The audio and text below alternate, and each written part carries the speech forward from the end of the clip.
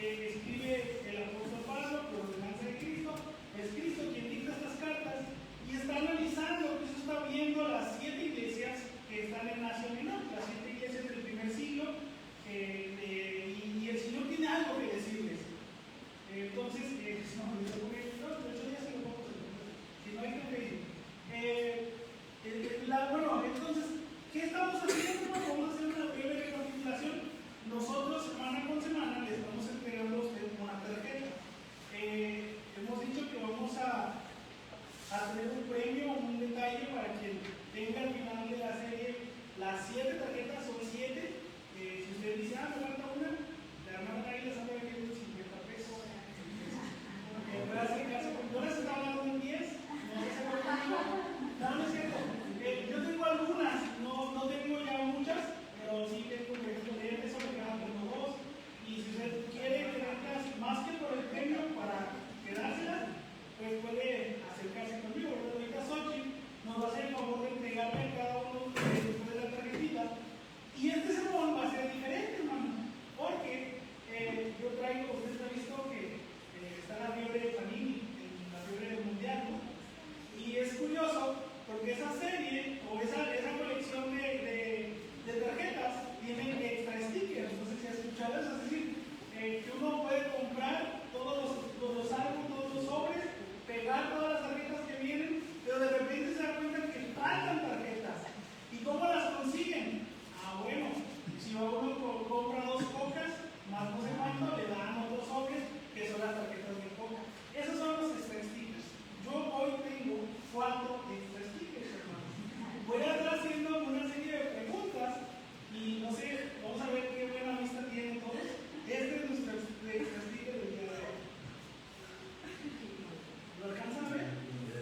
Bueno, Xochitl, ¿me puedes hacer el favor de pasarse? Bueno, se la voy a entregar a la hermana Ross y ojalá la podamos ir pasando para que la vean. Las veo contadas, pero son 4. Y ya que lleguen hasta atrás, bueno, me las echan, ¿no? Las pasas para acá. Yo voy haciendo un par de preguntas a lo largo del sermón, preguntas de la Biblia, bueno, en base a la lectura, preguntas de lo que hemos estado viendo, y quien lo vaya contestando, pues se va a ganar un extra sticker, ¿verdad? Entonces, para que usted se la lleve. Brevemente, es nuestro pastor David, siendo jugador de la selección mexicana. El cuello quedó muy parado, pero hermanos, una breve introducción. Ahora, nosotros pasamos, si usted es de las personas a las que les gusta anotar el título de esta mañana, sí, se titula Tolerancia que destruye.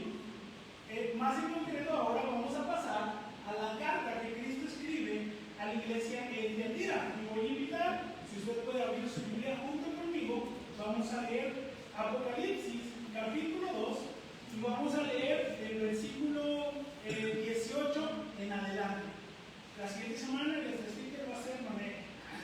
¿De qué selección? De Alemania.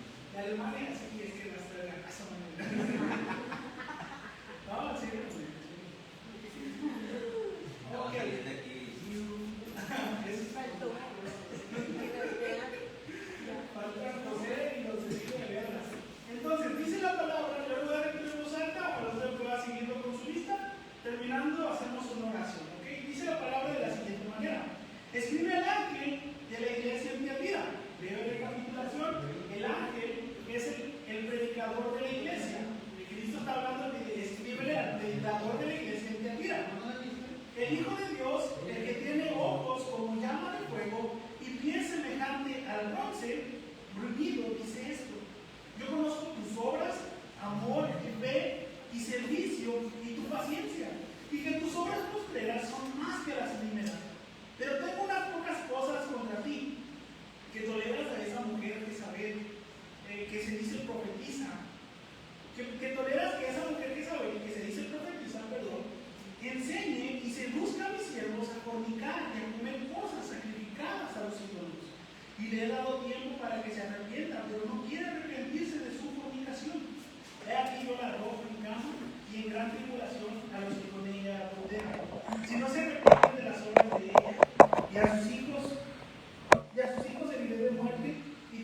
iglesia sabrán que yo soy el que escudriña la mente y el corazón, y os daré a cada uno según vuestras obras.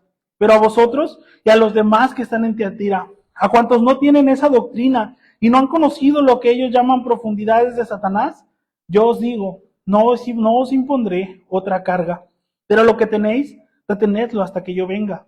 El que venciere y guardare mis obras hasta el fin, yo le daré autoridad sobre las naciones, y las regirá con vara de hierro, y serán nombradas como vaso de alfarero, como yo también, serán quebradas, como vaso de alfarero, como yo también lo he recibido de mi Padre, y le daré la estrella de la mañana. El que tiene oídos, oiga lo que el Espíritu dice a las iglesias. Vamos a orar, hermanos. Amado Dios, bendito Padre Celestial, Señor, en esta mañana nos acercamos ante tu bendita presencia, Dios. Te damos gracias, Padre, por lo bueno que eres. Gracias, Señor, por la oportunidad que nos das de estar aquí reunidos. Gracias, Señor, por la vida de cada uno de mis hermanos que están aquí, mis hermanos que no han podido estar, Señor. Bendice su trabajo, bendice cada área, Señor. Si hay enfermedad, te pedimos que seas tú. Si hay necesidad, Señor, te pedimos que seas tú obrando también. Padre, abre los oídos de nuestro entendimiento esta mañana y permítenos, Señor, aprender acerca de esta carta. Aprender, Señor, qué cosas no debemos hacer y aprender qué esperas que retengamos. Te doy gracias por todo esto, Señor, en el bendito nombre de tu Hijo Jesús. Amén y amén. Hermano, llevamos ya 4 sermones hasta este punto, otra vez me pasó. Llevamos 4 sermones trazando el mapa en cómo la fe puede divergir de la fe original. Es decir, nosotros analizamos desde un principio que por el trabajo de los apóstoles es que las 7 iglesias se siembran. En su mayoría Pablo es quien visita, Éfeso es Pablo quien siembra y a raíz de una iglesia forma otra y surgen estas 7 iglesias. No eran las únicas iglesias, pero son las no más relevantes, pero el Señor se enfoca en ellas. Entonces, la fe que los apóstoles siembran es una fe genuina, porque los apóstoles aprenden la fe de Jesucristo. Sin en cambio, con el trazo que llevamos o el mapa que hemos trazado, nos hemos dado cuenta que cada iglesia divergió, cada iglesia cambió, fluctuó en la fe y la fue cambiando. Por ejemplo, nosotros hablábamos de Éxodo.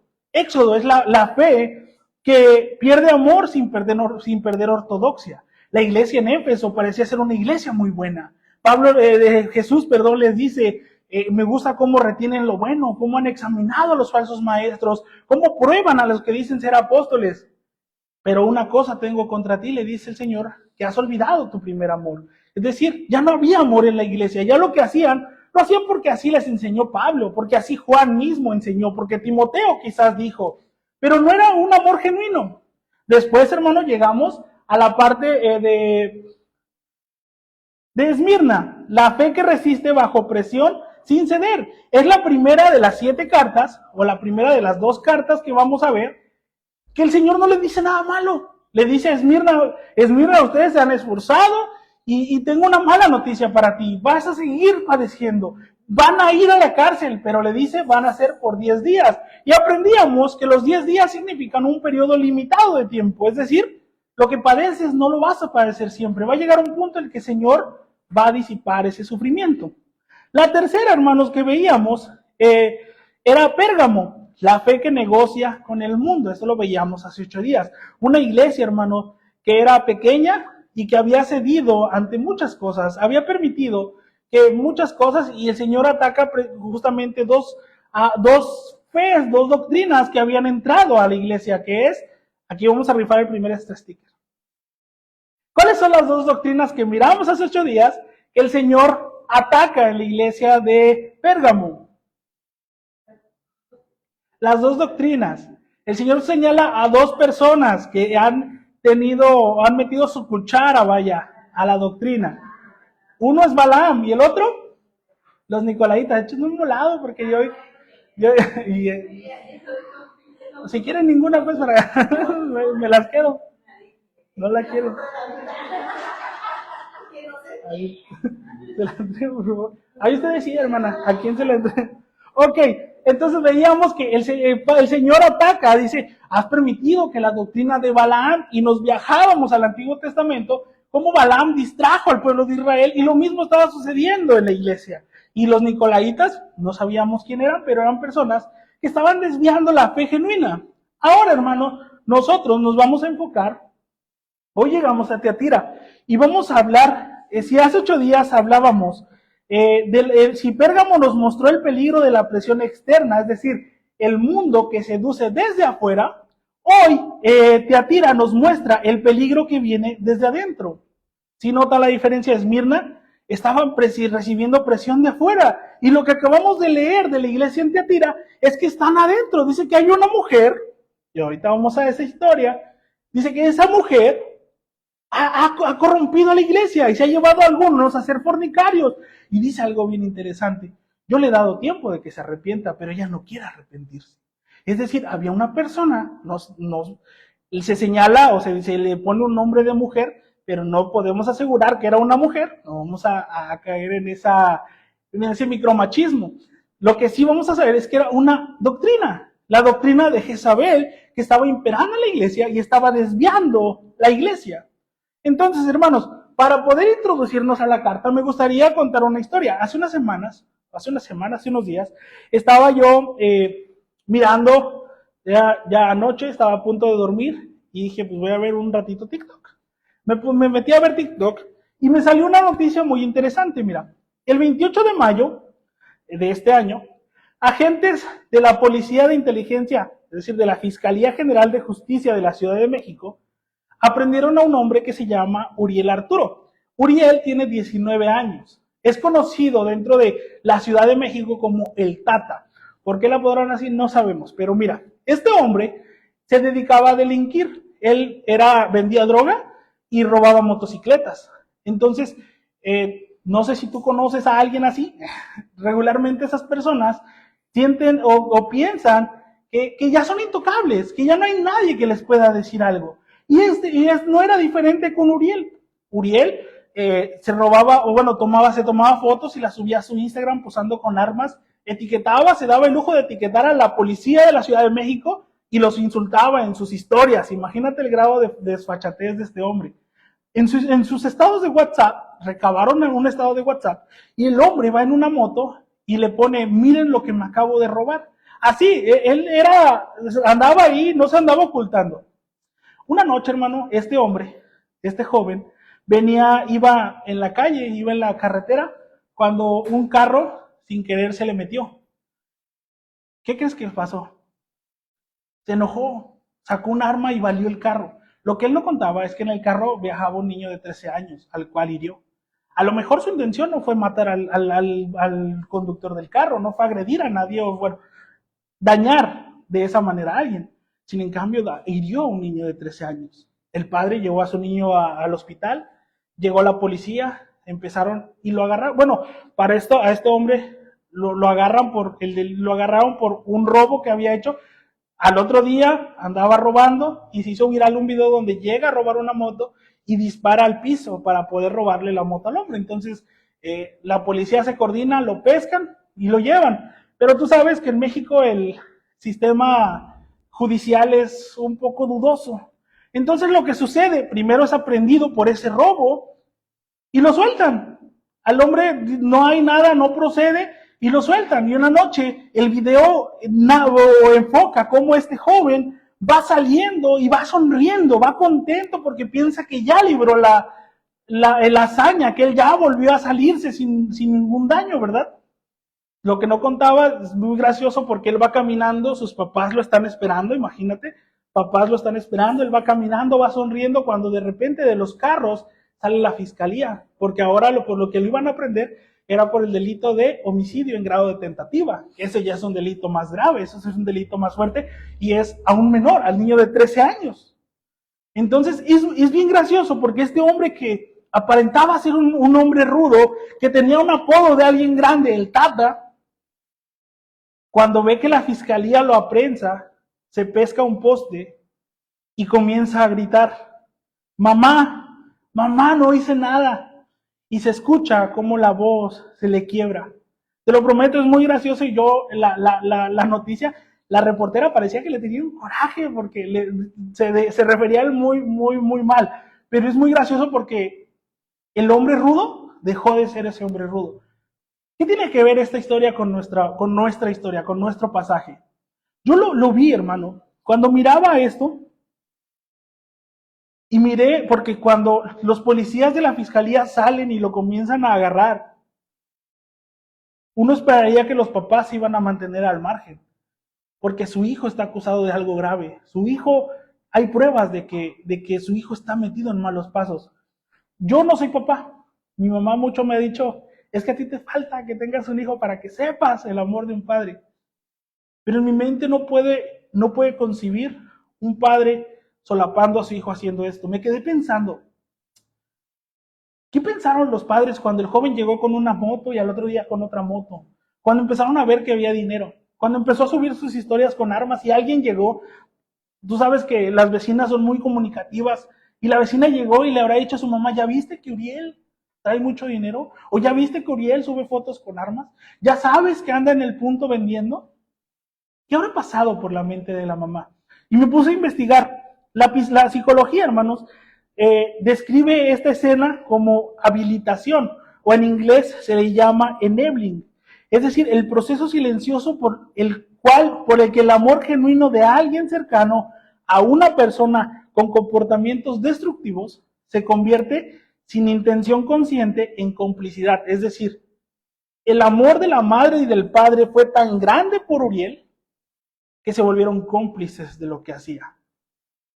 Ellos no solo permitieron, sino que solaparon. Y en el video se puede ver claramente cómo los padres pelean con los policías, el papá pelea con los policías, queriéndoles arrebatar a su hijo, que estuvo a punto de asesinar a un niño de 13 años, que no le estaba haciendo daño a nadie. Hermano, las preguntas que esta escena deja flotando en el aire son incómodas pero necesarias para enfocarnos y encaminarnos a nuestro sermón de esta mañana. ¿Tú crees que los padres sabían? ¿Tú crees que el papá y la mamá sabían? Probablemente sí. Pero ¿por qué no dijeron nada? Porque confrontar, hermano, tiene un costo que los padres no estaban dispuestos a pagar. ¿En qué momento un padre decide que es mejor no saber que saber? ¿En qué momento un padre puede decir, no me cuentes qué haces? ¿Sabes? No, mejor no me digas. Porque si sabes, un padre, no lo iba a ir a denunciar, iba a ser cómplice de él. ¿Cuándo se cruza la línea, la pequeña línea entre amar a alguien y encubrir a alguien? ¿En qué momento se cruza, hermano?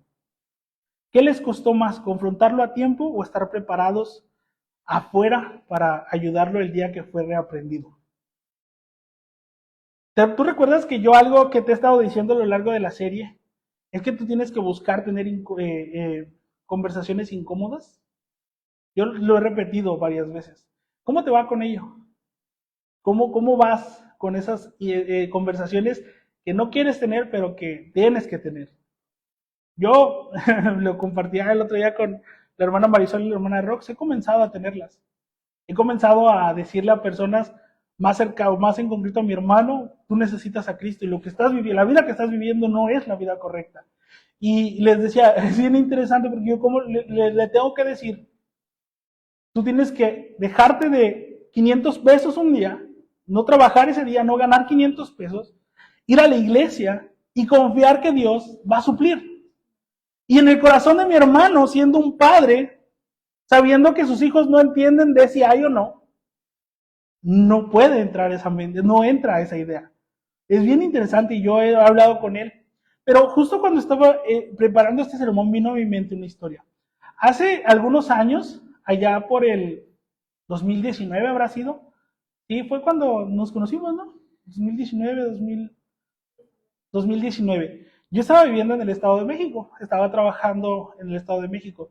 Me había mudado, estaba solo, se me dio mucho ya. Y me acuerdo que un amigo decidió mudarse. Él cambió, imagínate, o sea, éramos muy amigos y cambió de sede, estaba estudiando una ingeniería, se cambió de tecnológico y se mudó a vivir al Estado de México para estar a 15 minutos de distancia. Y yo lo agradecí mucho, yo lo quería mucho, hoy ya no somos amigos, pero lo agradecí mucho y yo me sentía muy contento y cada oportunidad que tenía yo iba a su casa y cada oportunidad que él tenía él me iba a ver y muchos días estábamos juntos, íbamos a la iglesia juntos, hacíamos muchas cosas juntos. Y yo empecé a notar algo. Él empezó a beber, pero beber mal. Él tenía un problema con el alcohol. Él había estado en un lugar donde evidentemente tenía un problema con el alcohol. O sea, no era, no sé si me explico, o sea, él estuvo a punto de ser anexado porque no podía controlar la forma en que bebía. De ahí se regresó con sus padres y cuando se muda al Estado de México, empieza de nuevo con eso. Yo hablé con él y le decía, Elio, tú tienes que dejar eso. No puedes seguir con eso, porque tú sabes que tienes un problema. Ay, ¿a poco tú crees que yo no? Mira, yo lo que creo y lo que sé es que tienes un problema y que si no cuidas el problema se va a hacer un problema más grande. No me hizo caso y en amor, te lo prometo que fue en amor. Yo fui un día al estado de Morelos y visité a sus papás y yo hablé con ellos y les dije, está sucediendo esta situación. Y esa es la razón por la que no somos amigos, porque los padres vinieron al Estado de México. Me acuerdo que le preguntaron delante de mí y él lo negó. No, no es cierto, Juan es un chismoso que no sé qué. Y su papá le dijo, si vamos al departamento, ¿no vamos a encontrar nada? Vamos, dijo. Yo creo que él pensaba que no iban a ir. Fuimos al departamento, se encontraron cajetillas de cigarro, se encontraron en verdad, muchísimas latas de cerveza, muchas botellas de bebida. Y cuando se quedó, o sea, lo vio, fue así como, y el papá, agarra tus cosas, nos regresamos a Morelos. Pero es que no me importa, le dijo. Y se lo llevaron, hermano. Entonces, algo que yo me acuerdo mucho es eso, que a partir de eso, él y yo dejamos de ser amigos. A partir de ese momento, él y yo teníamos un dicho muy interesante. Era, si te encuentras mal y estás tirado, decía, yo no te voy a veces no te voy a poder levantar, pero me voy a acostar contigo. Creo que ya te lo había dicho hace unas semanas. Y ahí dejamos de ser amigos. Yo no, y hermano, a veces las pláticas más necesarias son las más incómodas.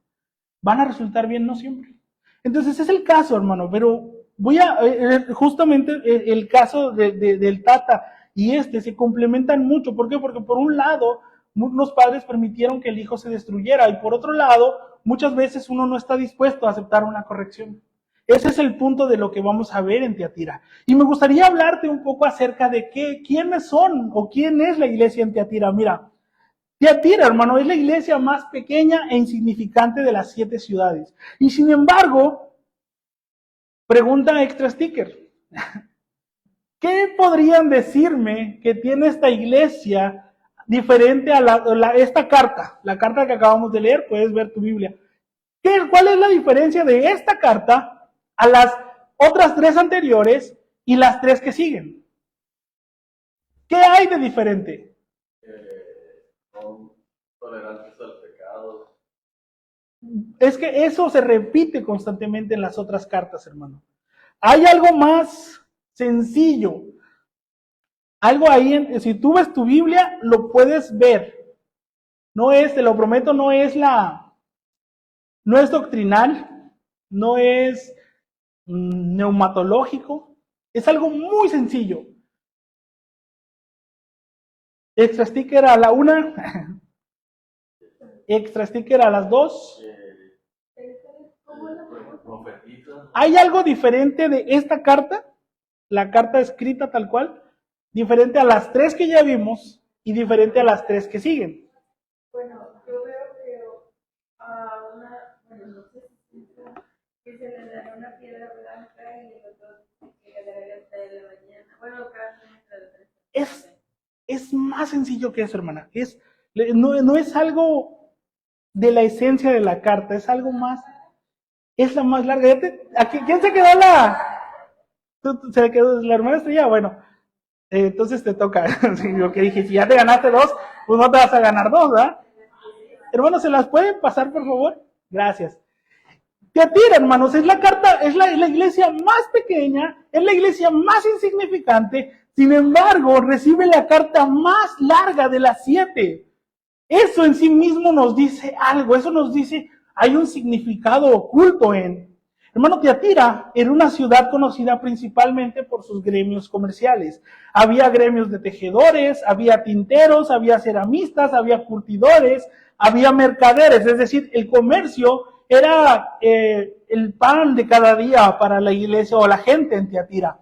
De hecho, es en Tiatira donde nace Lidia. ¿Tú recuerdas que el apóstol Pablo conoce a una vendedora de púrpura en Filipos? Es ahí, esa mujer fue la primera convertida al cristianismo en Europa. La tela de púrpura de Tiatira era famosa en todo el mundo romano por su calidad y color. El proceso de teñido involucraba ingredientes que no se podían encontrar tan fácilmente. Y sin embargo, hermanos, es aquí donde hay algo interesante que el Señor comienza diciéndole a la iglesia en Tiatira. El Señor le dice, yo conozco tus obras, amor, fe, servicio, paciencia, y que tus obras son más grandes que tus obras postreras, dice, son más grandes que las primeras. Es decir, tú vas en aumento. Lo que tú estás haciendo, le dice el Señor, es increíble. Tienes amor, lo que le faltaba a la iglesia de Éfeso. Tienes fe, lo que tenía la iglesia de Esmirna. Hay servicio, es decir, tú te desvives por la gente. Tienes paciencia. Y no solo eso, le dice el Señor.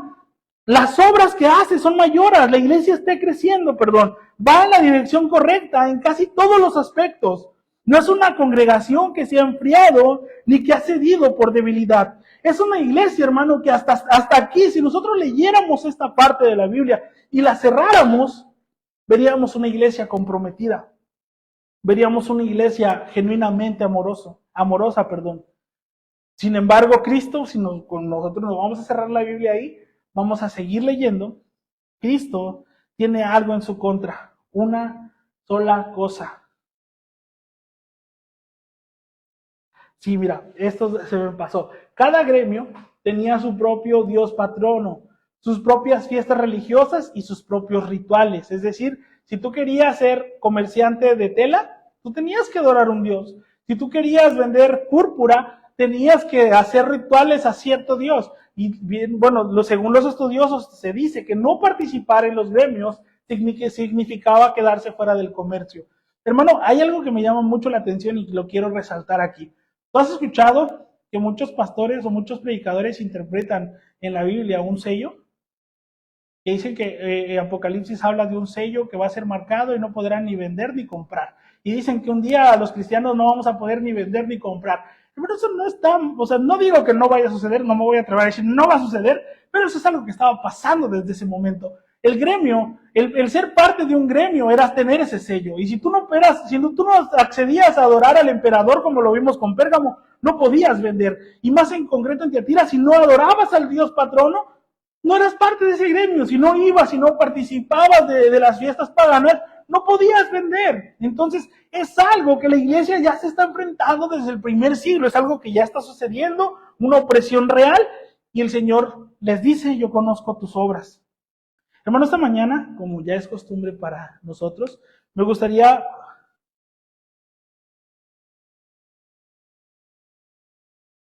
hablarte 2 puntos acerca de esto. Y aquí vamos con el siguiente. El Señor menciona, si nosotros seguimos leyendo la carta de Tiatira, el Señor, después de yo conozco tus obras, el Señor dice algo revelador, mira. Dice, yo conozco tus obras, y amor, y fe, y servicio, y paciencia, y que tus obras postreras son más que las primeras. Pero tengo unas pocas cosas contra ti, que toleras a esa mujer llamada Jezabel. ¿Quién era Jezabel, hermano? Porque tú recuerdas, yo te lo he dicho y te lo dije en la introducción, si no viniste, lo voy a repetir. La Biblia, o más en concreto Apocalipsis, está lleno de simbolismo. Juan usa muchas cosas que no sabe cómo explicar. Juan ve cosas increíbles, por ejemplo, en el capítulo 4 ve a Dios y es tan grande su deidad, es tan grande la majestuosidad de Dios, que Juan lo que hace es describirlo como perlas preciosas. Su piel era como el jade, dice, lo que había alrededor era como esmeralda. Y Juan usa palabras del primer siglo para describir lo que está viendo. Ahora, el Señor le revela algo. Ve a una mujer o ve una doctrina que ha hecho tanto daño, que dice, es como Jezabel. para el cristiano del primer siglo, para los judíos del primer siglo, hablar de Jezabel tenía un peso, hermano. ¿Quién era Jezabel? Era una princesa finicia, hija de Estabal, rey de Sidón, y de sacerdote pagano. Se casó con el rey Acab de Israel como parte de una alianza. Se casó, pero hay algo, sí, ya. Aquí tiene, hermano. Sí, bueno, Jezabel, hermano, o sea, es una princesa, como bien mencionó nuestro hermano, la princesa Jezabel del Antiguo Testamento no era una figura menor, era la reina de Israel, era una princesa fenicia y dijo, ¿se casa con quién? Con el rey Acab. Acab es un rey judío, un rey de Israel, y por lo tanto, si ella se casa con el rey, ella es princesa. Se casa con el rey, ¿qué viene a ser ella? La reina. Ella es la reina de Israel, esposa del rey Acab, princesa finicia de Tiro. Y su historia está narrada en Primera de Reyes, del capítulo 16 al capítulo 21. Es precisamente la historia de cómo el error entra a la casa de Dios cuando alguien con poder decide que puede reescribir las reglas. Mira, cuando Jezabel llega como esposa de Acab, ¿tú crees que llegó sola? ¿Tú crees que una noche fue Acab, le tocó la ventana y le dijo, vámonos? Y Jezabel echó lo que tenía en una mochila y se escapó por la ventana y se fue solita. Hermanos, se dice que Jezabel trajo consigo 450 profetas de Baal y 400 profetisas de Acera. ¿Tú crees? ¿Cómo en nuestra mente ahora nosotros lo vemos en retrospectiva? ¿Y cómo podría ser que el rey Acab, el rey de los judíos, el rey que adoraba a Dios, permitiera que 450 profetas de Baal y 400 profetisas de Acera entraran? Hermano, ellos iban a buscar un lugar de adoración. ¿Y dónde crees que iba a ser? ¿Tú crees que iban a construir un templo aparte? ¿Para qué si ya había uno? Y era grande, era hermoso. Salomón lo había hecho. Ellos usaron el templo dedicado al Señor para sus sacrificios. Ella llegó con toda una maquinaria religiosa y se instaló dentro del reino de Dios con financiamiento real y respaldo institucional.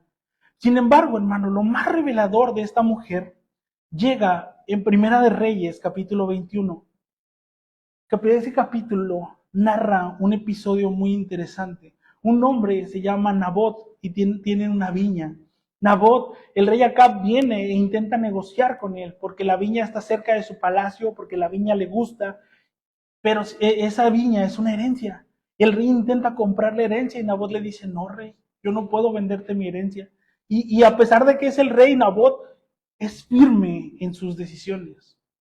El rey, como niño malcriado, regresa a la casa, su mujer lo ve triste y le dice, ¿qué pasa?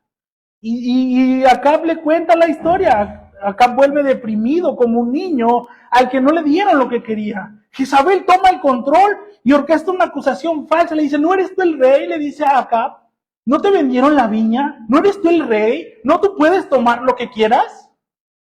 Orquesta una acusación falsa contra Nabot y hace que lo apedreen. Y una vez muerto, ¿qué hacen con la viña? ¿La subastan? No, se la queda el rey. Acab no pregunta, Acab no investiga, Acab no cuestiona, Acab solo tomó la viña que quería. Eso nos habla del carácter de Jezabel. Y por eso tiene tanto, después de eso, hermano, el profeta Elías confronta directamente a Acab y le dice en el capítulo 21 de Primera de Reyes, versículo 19, ¿no mataste y también te has apoderado? La respuesta de Dios a esa tolerancia es devastadora. La dinastía de Acab fue eliminada completamente. No solo Jezabel, sino todo lo que se construyó fue desechado. Cuando Cristo en este pasaje usa el nombre de Jezabel para describir a alguien en Tiatira, la congregación sabe de lo que se está hablando. La congregación inmediatamente viaja su mente al Antiguo Testamento y sabe qué es lo que el Señor le está diciendo. Hay alguien, le dice el Señor, en esta iglesia que opera con la misma lógica, que usa la autoridad que se le ha dado para reescribir las reglas de Dios. Y hay un liderazgo que, como Acab, prefiere mirar hacia otro lado. No voy a decir marcas, pero tú sabes que hay iglesias, pseudo iglesias, que el pastor, si ve una muchacha, yo aquí como pastor, de repente veo que con nuestro hermano José Ángel a unas cuadras hay una muchacha guapa, hay iglesias, es real, hermano, no te miento. El pastor va y le dice al otro pastor, me gustó esa muchacha. El pastor va y le dice, ¿qué crees? Que el Señor me acaba de revelar que tienes que estar con ese pastor. Y si no estás, pues te vas de la iglesia. Y hay tanta manipulación, hermano, que las muchachas acceden. Hermanos, hay iglesias que cuando la gente llega, ¿qué te dice? Pacta en el cielo. Vende tu Kia, Manuel, ofréndalo. La changana, hermana, Changay, hermana, hay que ofrecer. Hermanos, hay iglesias que el pastor, llegaste a ver ese video donde el pastor dice, el Señor me habló anoche, el Señor me habló, dice, me dijo que construyera una bodega de tanto por tantos metros y que él lo iba a llenar de Ferraris, Lamborghinis. Y dice, ya tengo la bodega, hermanos, ofrenden. Hermano, eso es el espíritu de Jezabel. Eso es exactamente gente que tiene autoridad y usan esa autoridad no para instruir, no para corregir, no para guiar, sino para beneficiarse. Reescriben las reglas de Dios. El problema de Acab no fue que amara a Jezabel, fue que el amor le costó el discernimiento y lo mismo le pasó a Tiatira. El amor genuino que Cristo elogió se había convertido en el mecanismo exacto que le impedía ver con claridad qué era lo que se había tolerado.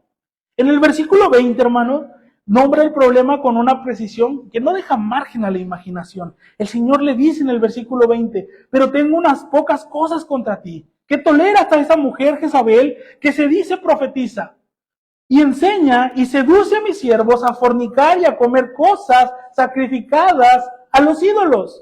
Hermano, la figura de Jezabel no es un nombre propio. No es que haya una mujer en la iglesia que esté haciendo estas cosas. El nombre de Jezabel es un espíritu que imperaba en la iglesia.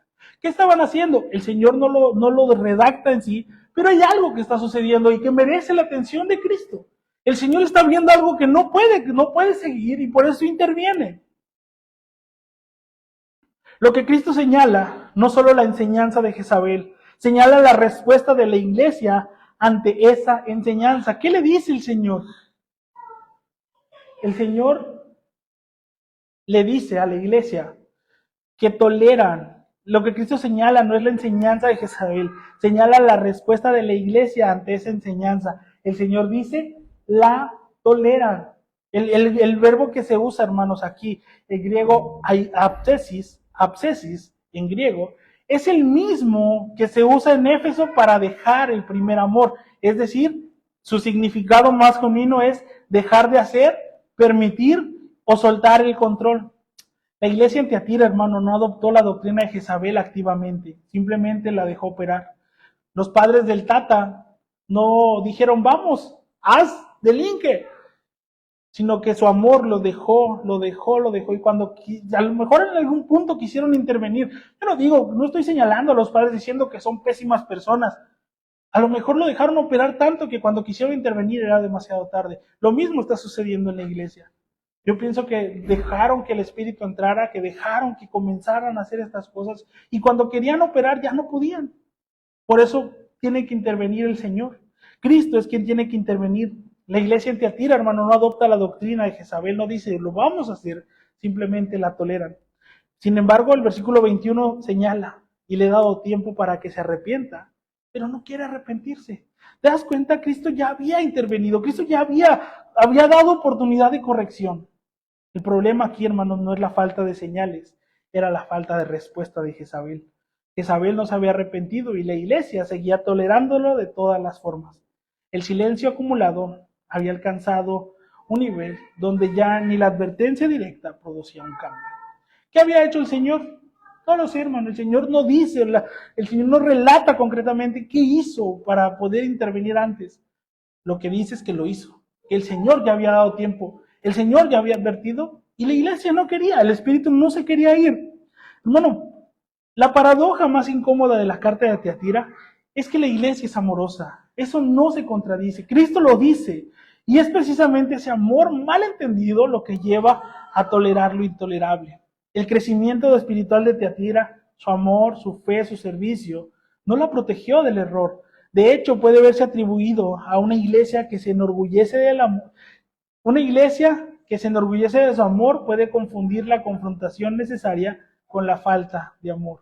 Es decir, hermano, nosotros podemos caer en el error de que si yo veo que Valdo está haciendo algo incorrecto, yo digo, no, pues que aquí somos puro amor. Yo no voy a decirle a Valdo lo que está haciendo mal. Eso es caer en esto. Una iglesia puede confundir el amor con la confrontación, con falta de amor. La confrontación con falta de amor. Yo no voy a decirle nada a Valdo porque yo lo amo. ¿Y cómo voy a corregir? Sin embargo, lo que el Señor nos está diciendo es que no debemos tener esa actitud, sino que debemos buscar lo contrario. Hebreos, hermano, Hebreos capítulo 12, versículo 11, establece una distinción con claridad. El versículo dice, es verdad que ninguna disciplina al presente parece ser causa de gozo, sino de tristeza, pero después da fruto apacible de justicia a los que en ella han sido ejercitados. Es decir, la corrección, hermano, produce fruto. El silencio produce a personas como el Tata afuera de los separos. Es decir, personas que han caído tanto en su mundo, que se han ligado tanto a un error mental, que ahora están padeciendo o están cumpliendo sentencias porque nunca se les corrigió, nunca se les dijo algo a tiempo.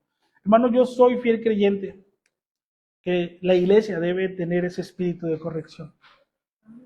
A corrección con amor. Obviamente yo no voy a llegar y decirle, hermana Marisol, no. Voy a buscar acercarme a la hermana si yo veo. Y te digo algo, yo soy fiel creyente que va en dos direcciones.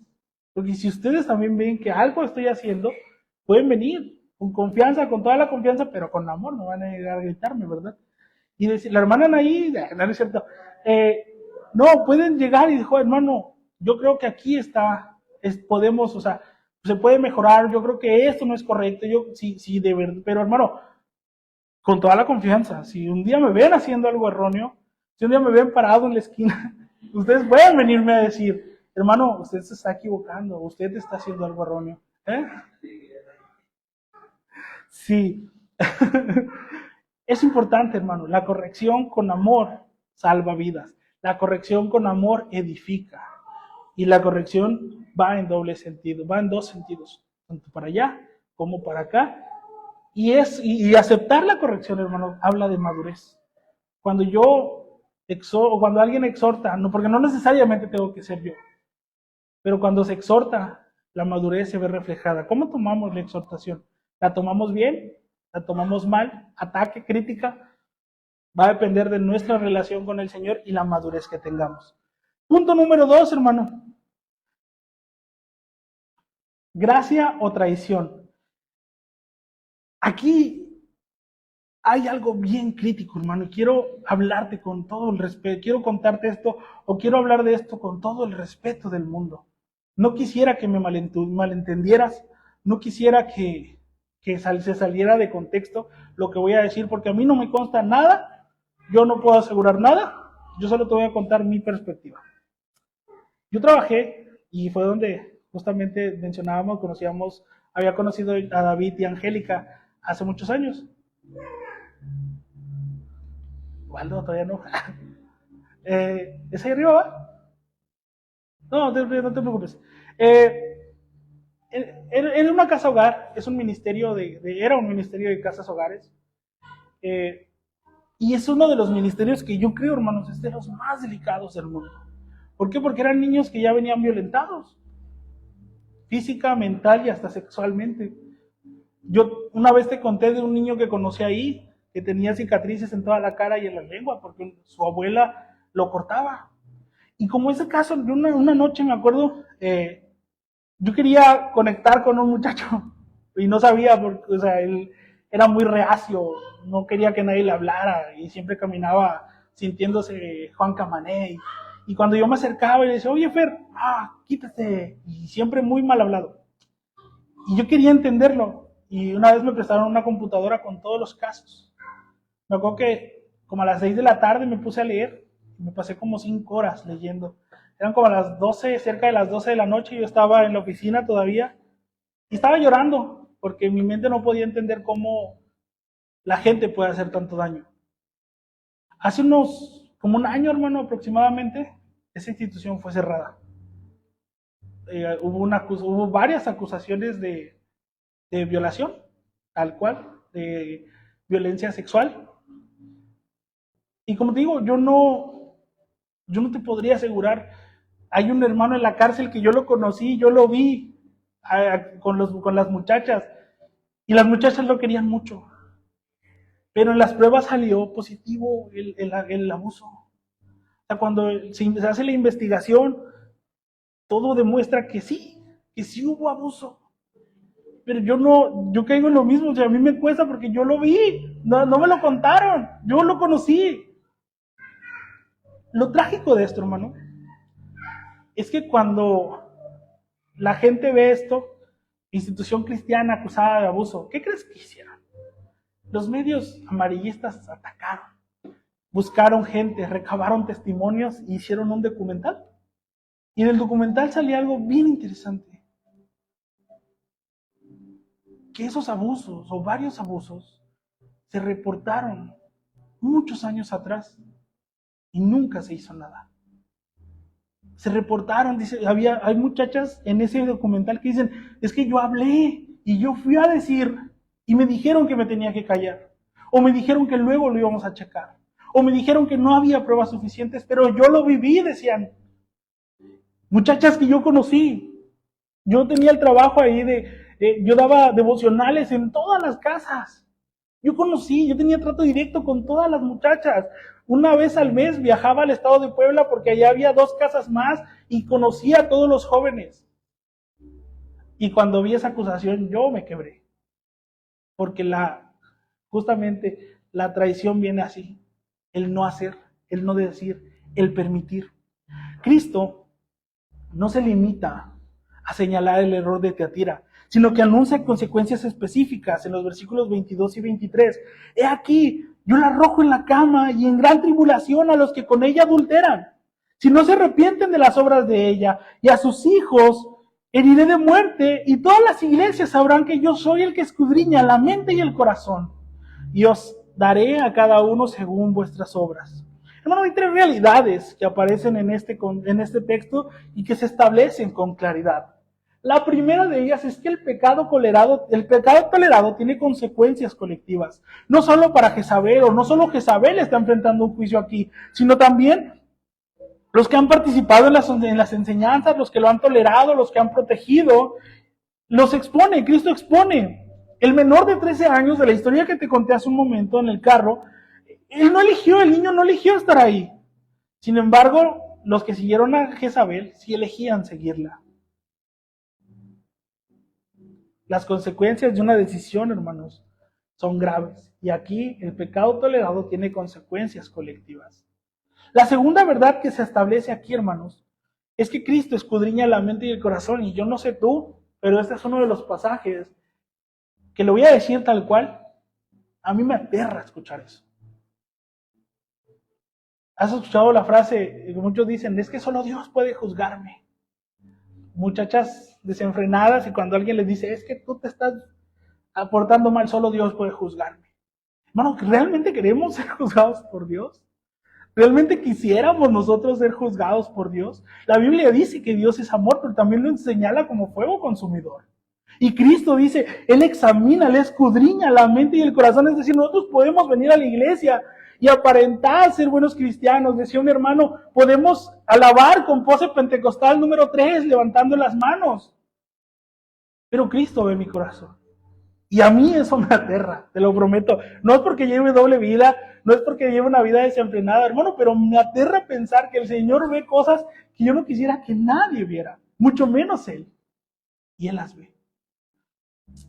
Esta frase es única en las 7 cartas, en ninguna otra carta se menciona. Aparece en Teatira precisamente porque aquí el problema es más difícil de ver desde afuera. La enseñanza de Jezabel no parecía obviamente maliciosa, parecía razonable, quizás incluso espiritual, pero Cristo ve lo que hay debajo de la superficie y no se deja impresionar por las apariencias. La tercera verdad es que hay un remanente que Cristo no condena. El versículo 24 introduce una distinción que es crucial. Pero a vosotros y a los demás que están en Teatira, A cuantos no tienen esa doctrina y no han conocido lo que ellos llaman profundidades de Satanás, yo os digo, no os impondré otra carga. Amén, Señor. Ya no voy a ser tu mejor guerrero este año. Porque había personas en Tiatira que no habían seguido a Jezabel, que se habían mantenido fieles a pesar de la presión de la mayoría del liderazgo. A ellos Cristo no les carga con culpa por lo que otros hicieron, pero sí les da una instrucción directa en el versículo 25. Dice, pero lo que tenéis, retenedlo hasta que yo venga. Así como en Esmirna hablaba de 10 días, un periodo de tiempo, aquí vuelve a decir lo mismo. Lo que tienes, consérvalo. Consérvalo porque yo vengo. Retenedlo, es decir, no progresen hacia la enseñanza de Jezabel buscando algo más profundo o más relevante. Hermano, hay una diferencia muy fundamental entre la tolerancia como una virtud, como virtud cristiana, y la tolerancia como evasión de la responsabilidad pastoral. La tolerancia, por ejemplo, Pablo habla en 1 Corintios 13, dice que el amor que sufre, que es benigno, que no busca lo suyo, ese es el amor central del Evangelio. Sin embargo, también el amor que calla ante el error para evitar conflicto es lo que Cristo condena en Tiatira. Gálatas, capítulo 6, versículo 1, establece el modelo correcto. Dice, hermanos, si alguno fuere sorprendido en alguna falta, vosotros que sois espirituales, restauradle con espíritu de mansedumbre, considerándote a ti mismo, no sea que también seas tentado. Es decir, los que no han fallado, ayuden a los que han fallado, pero cuídate, retén lo que tienes. Dice, no vaya a ser que tú también seas tentado. La corrección no es opción para la iglesia, me equivoqué, es que la corrección no es opción para la iglesia madura. La corrección, hermanos, es una responsabilidad. Y si todos estamos queriendo caminar a la madurez, debemos tener esto en mente, para allá y para acá. Si un día la hermana Rox viene y me dice, hermano, aquí ustedes, aquí así, yo lo vi. Hermano, yo debo tener madurez. Y decir, sí, hermana, me he equivocado.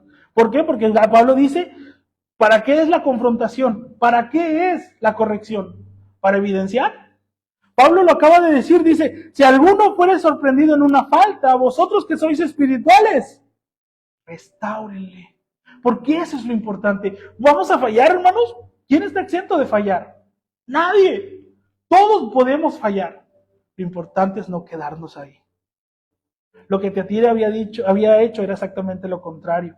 Ellos redefinieron el silencio como mansedumbre y llamaban tolerancia a lo que era evasión. Sin embargo, hermano, el Espíritu Santo, otra vez, dice en Juan 16:8 que el Espíritu Santo convence de pecado. Una iglesia que ha apagado esa convicción, que ha aprendido a callar la voz del Espíritu en nombre de la paz, es una iglesia que ha perdido uno de sus mecanismos más importantes. Hermano, quiero cerrar esta mañana y quiero, antes de pasar a las 5 maneras de vivir este sermón esta semana, quiero dejarte con esta frase. Llamar tolerancia a lo que Dios llama pecado no es gracia, es traición. Si nosotros vemos un hermano que está cometiendo pecado y no somos capaces de ir y ayudar al hermano a restaurarse, no es ir de criticar, no es ir de acusar. Ay, mira, la hermana Rox me señaló hace unos meses, ahora me toca. No es el fin ese, es restaurar, es ir buscar primeramente comunión. Eso es lo más importante. Y segundo, restauración. Es así de sencillo. Hermano, quiero cerrar, como te digo. Quiero darte 5 maneras de vivir esto esta semana. La primera de ellas, estas, llévatelas, tómale foto, ráyatelas, ahí hay plumas en el brazo, pero llévatelas. Primera, identifica el silencio que has estado acumulando. Y regreso a la frase de hace rato. ¿Cuáles son esas pláticas que no estamos teniendo? Esta semana, hermano, sin embargo, en un momento de quietud, pregúntate, ¿qué conversación llevo tiempo evitando? Con un familiar, con un amigo, con alguien de la iglesia incluso. No porque sea innecesaria o no porque sea necesaria, sino porque el costo parece demasiado alto. Dale un nombre, porque a veces cometemos el error de, sí hay varias. Da un nombre, señala a una persona, porque todos tenemos una persona y hazlo. El primer paso hacia la corrección es reconocer que el silencio tiene un nombre. La segunda manera, aprende a distinguir entre mansedumbre y evasión. No toda confrontación es dureza y no todo silencio es mansedumbre. La pregunta que ayuda a distinguirlos es esta. ¿Estoy callando porque genuinamente creo que no es el momento correcto y estoy llorando por esa persona? ¿O estoy callando porque la conversación me incomoda más a mí que a él? La primera puede ser sabiduría, la segunda casi siempre es negación. Tercera, si eres remanente fiel, hermano, no lo sueltes. Puede que estés en una situación donde la mayoría de la familia, del entorno, está cediendo ante algo que tú sabes que no debería ceder. La instrucción de Cristo a ese remanente en Tiatira es directa. Retén lo que tienes y no te muevas hacia lo que parece más relevante, más profundo, más aceptable. Lo que tienes es suficiente. Tienes al Espíritu Santo. Cuarto, ora específicamente por discernimiento colectivo. Tiatira no necesitaba más amor, ya lo tenía. Necesitaba que ese amor se completara con discernimiento. Esta semana ora por tu iglesia, ora por tu familia, ora por tus amigos, tu entorno. Que el Espíritu Santo mantenga activa la capacidad de distinguir entre lo que edifica y lo que destruye, entre la gracia genuina y la complicidad disfrazada de gracia. Quinto y último, cuando corrijas, hazlo como dice Gálatas 6:1. La intención es restaurar. No es evidenciar, no es señalar, no es poner el pie, es hablarlo. Hermano, cuando yo llegué al colegio, a los únicos dos autores de libros que conocía era el hermano en paz descanse John MacArthur y al hermano Max Lucado. Libros muy devocionales. Cuando llegué al colegio, nos introducimos en más libros y uno de los autores que más nos recomendaban acerca de apologética cristiana, es decir, defensa de la fe, era un hermano llamado Rabí Zacarías. El hermano ya había muerto para ese entonces, el hermano murió en el 2020. Y yo me acuerdo que muchos se lamentaban porque justo en ese año había muerto, cuando yo en ese año llegué al colegio. Y algo que pasó, hermano, muy feo, fue que después de que el hermano fallece, se destapan. El hermano tenía un ministerio que era Rabí Zacarías Ministries. Si él ayudaba a muchos misioneros. El ministerio era un ministerio grande y hacían muchas cosas. Sin embargo, se destapó, hermano, que el hermano tenía muchas acusaciones de abuso.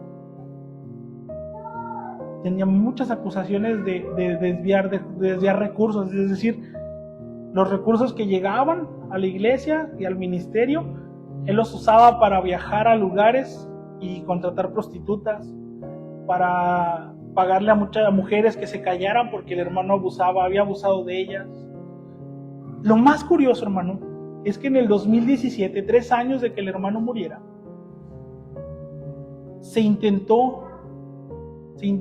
una mujer demandó.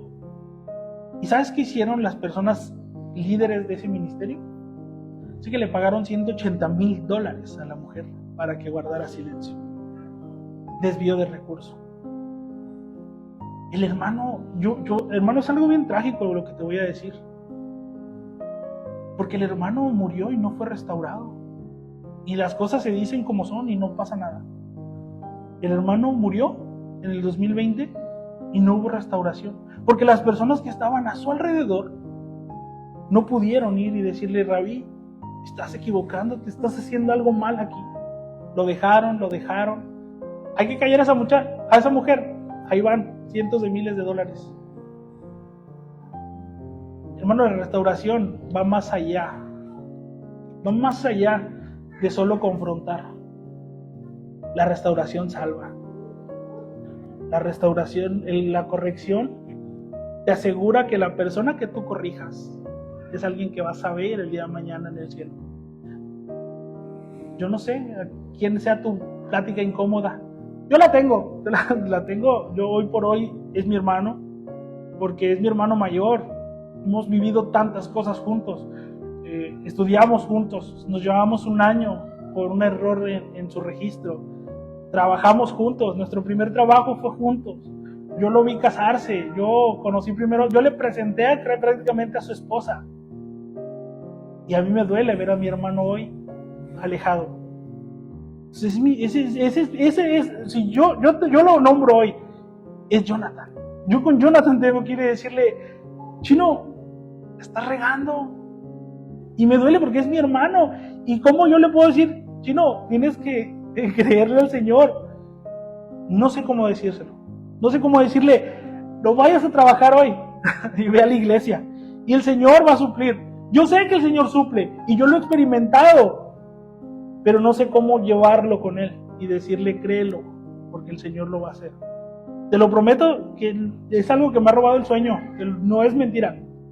Ya había estado durmiendo bien y últimamente no es, y estoy pensando en Él, y estoy pensando en Él, y estoy pensando en Él, y estoy orando por Él. ¿Quién es el tuyo? Nómbralo, no ahorita, nómbralo, llévatelo y ora por Él, pero sobre todo permite que haya esa confrontación. ¿Por qué? Porque la confrontación salva. Hermano, el Señor le dice a Tiatira, al que vencere y guardare mis obras hasta el fin, yo le daré la autoridad sobre las naciones. ¿Qué naciones son? No son terrenales, eso es lo único que te puedo decir. No son naciones terrenales porque el Señor, nosotros no fuimos hechos para este mundo y el Señor está hablando de un evento futuro.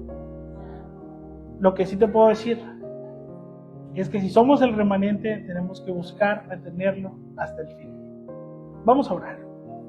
Amado Dios, bendito Padre Celestial, Señor, en esta mañana, Señor, nos acercamos ante ti, te damos gracias, Padre, por lo bueno que eres. Gracias, Señor, por la vida de cada uno de mis hermanos, gracias por permitirnos tener este tiempo, Señor. Ayúdanos, Dios, a no salir como entramos. Ayúdanos, Padre, a que si hubo confrontación en esta mañana en nuestros corazones, podamos aplicarlo, Padre. Podamos salir y tener esas conversaciones que tanto nos cuestan. Que podamos, Señor, ayúdanos a darnos la manera de corregir y ayuda a los corazones.